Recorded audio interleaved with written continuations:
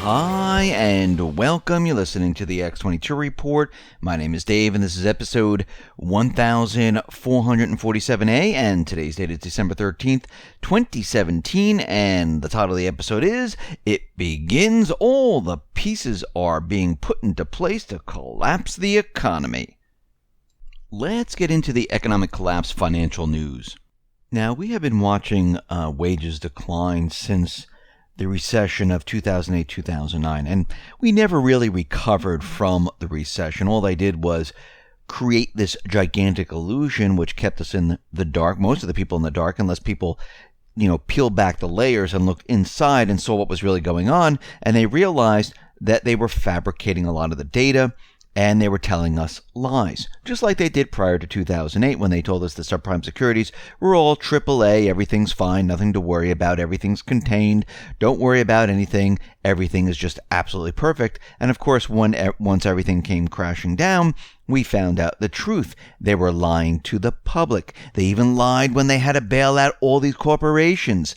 They lied and they lied and they lied. Well, they told us that wages were starting to increase, things were going to be getting better, and what we're seeing right now, for the first time since November of 2009, real average hourly earnings tumbled for the fourth month in a row. And despite all the hype, all the hope, and all the Phillips curve academic discussion, it looks like wages are continually declining. Real earnings growth is declining. It's just not there.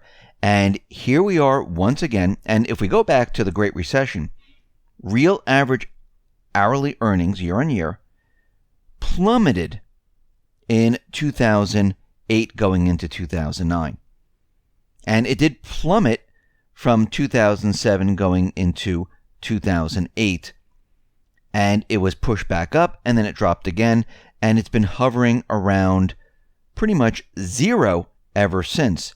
And here we are approaching zero once again, and we can see at this point in time that the wages that people are receiving is continually declining. Now, the government is continually coming out, and of course, the statistical departments, the BLS, and the rest are telling us how great the economy is doing, and they've been doing this since the Great Recession. Now, this was all part of the plan to make everyone believe that the economy was doing well, and they continued this practice even when Trump was inaugurated as president. It has not changed. Actually, if you look at what they've been doing, they actually accelerated the process where they're telling us that things are a lot better than they really are. And people are really starting to believe this. This is where it gets scary. Now, about a month ago, UBS shattered the narrative of the surging GDP by showing just one chart, which revealed that excluding contributions from energy investment, which are about to hit a brick wall now, that the price of oil has peaked and is reverting lower once again, U.S. growth for the past 2 years has been slowing. And if we look at this, we can see that, yes, GDP numbers have been faked. Now, think about this. Do you remember when the U.S. was blanketed by deep snow, when every expert was rushing to convince those who bothered to listen that the economy would suffer a sharp slowdown as a result of weather, and they just kept on saying, yes, this is why the economy is declining, this is what we're seeing, this is why it's happening. And of course, we reported that this had nothing to do with the weather, because the weather only hits in certain parts of the country, the rest of the country is fine. But they went on to try to convince everyone that it was the weather. If you go back to 2015, the first quarter, they showed that, yes, look, we had problems, and GDP came in at 0.2%. And then they revised the numbers, and they kept on revising the numbers all along. Now, when we really look at this, and we look at the growth, we can see that they had so many different numbers. Now, during that year, in the beginning of the year, actually in December of 2014, they said the economy was going to be growing at 3.2%. Now, of course, they always throw out these numbers at the end of the year going into the next year, saying it's going to be growing at 3%. That's pretty much where they're always at. And these GDP numbers that come in at the beginning of the year come in at 0.2%, negative 0.7%, and they continually revise the numbers over and over and over again. Now, if you really look at it, it came in at like negative 0.7. And what they did is they went through revisions like in April, May, June, July, and actually they kept doing it to get the numbers where they wanted them to be. And what they've done here is they continued this practice moving forward, where they just go back in time and they continually revise the numbers to make everyone believe that the economy is doing a lot better than it really is. Now, of course, which number is the truth? Well, if you strip away all these revisions and you go to John Williams with his calculation, it shows that the GDP numbers have always been around zero or negative. Nothing has really been better than that. And what has been happening is they've been stripping away all different things out of GDP to make it look a lot better than it is, and they just move it around from quarter to quarter. Now, what we're seeing here is that all these statistical manipulations, they are coming to an end, because what happens is when an economy deteriorates, when it collapses, the real economy, the people's economy, that goes first, and that's what we've been seeing.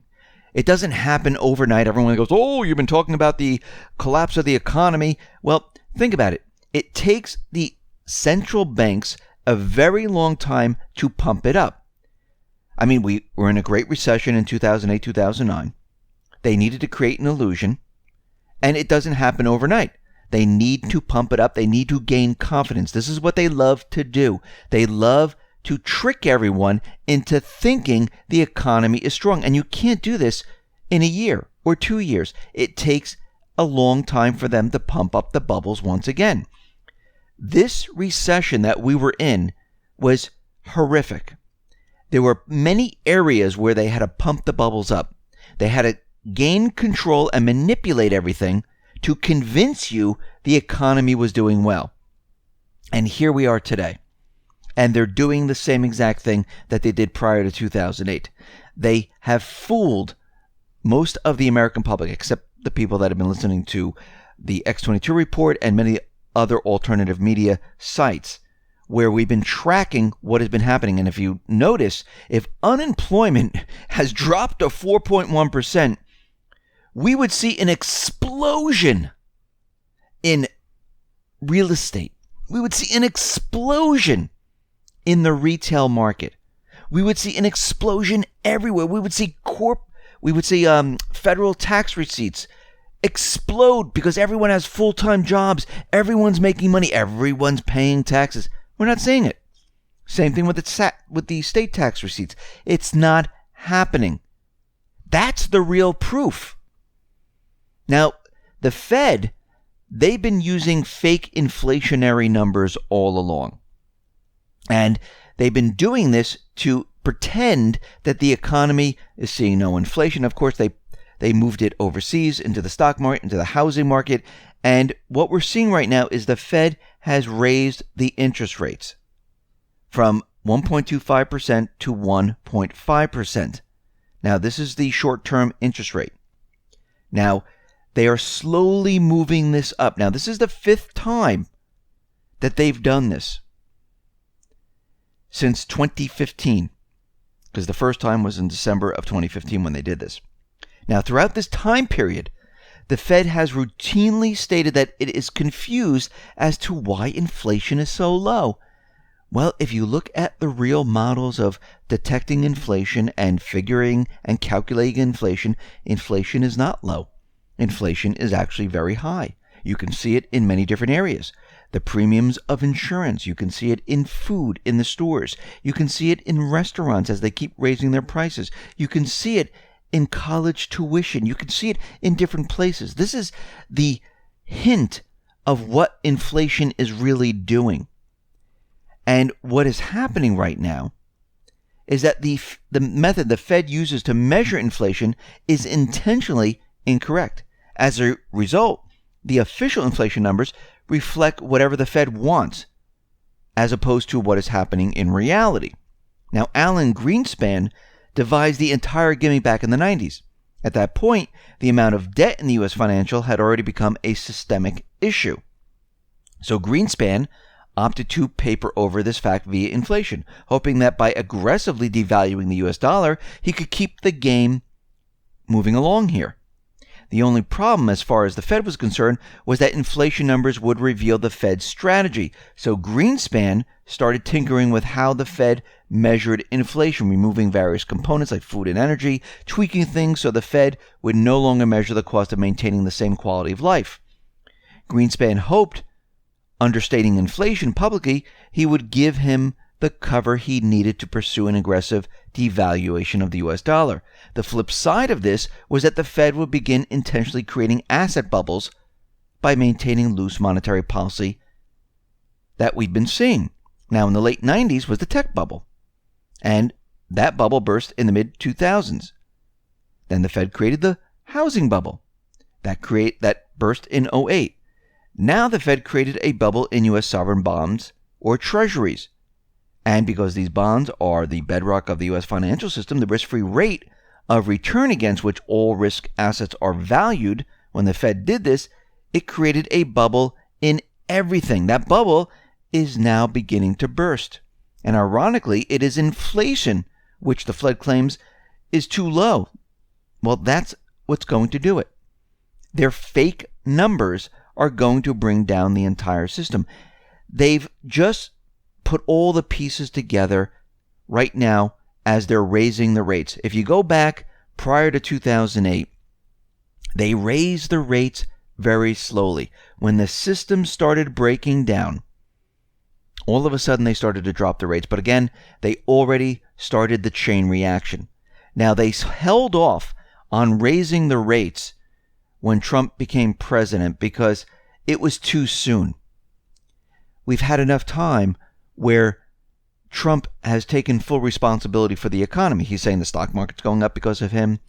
The economy's doing well because of him. So now the Fed is saying, very interesting. Now it's time to start raising the rates. Now it's time to bring down the economy. And they're doing this on purpose. They just waited for the perfect time. And we discussed this going back a couple of reports, probably back in January, February at that time. And now we see it happening. Because we said back then it would be too soon because it was Obama's economy. And if it crashed, well, Obama would be responsible. Now they're doing exactly what they've done. Yes, they're unwinding, which is going to be meaningless. They're raising the rates. You're going to see housing start to decline. Auto loans are going to have problems. And if they raise it once again, this is the track that they're going down where they're going to start bringing down the economy, and you're going to see a lot of things deteriorate. And we're starting to see this right now. Now, everything is moving away from the West, moving to the East. And you know that the central bankers, their plan is to restart the system. And it looks like they're moving forward with this plan. Listen, everyone, thanks a lot for listening. Be well, be safe, and especially be prepared. Thanks a lot.